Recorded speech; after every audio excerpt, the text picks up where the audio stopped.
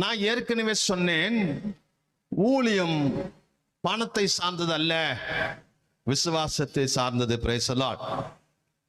என்னை அழைத்தவர் நடத்துவார் என்கிறதான விசுவாசத்துல தான் ஒரு ஊழியக்காரன் ஊழியம் செய்யணும்.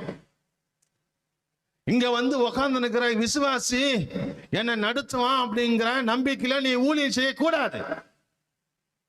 அவன் யாரு உனக்கு பணம் கொடுக்கறதுக்கு? அவன் பணம் கொடுத்து நீ வாழணுமா? அப்படிப்பட்ட வாழ்க்கை உனக்கு தேவையா? அவன் பணம் கொடுத்துதான் நீ ட்ரெஸ் போடணுமா? அப்படிப்பட்ட ட்ரெஸ் உனக்கு தேவையா? அவனுக்கு தேவை என்ன? சத்தியம். அந்த சத்தியத்தை சொல்லிடு, அவன் போயிட்டே இருக்கட்டும். பாவத்தை குறித்து கண்டித்து சொல்லு. பாவம் செய்யாதே, பாவம் செஞ்சுனா நரகத்துக்கு போவ சொல்லு.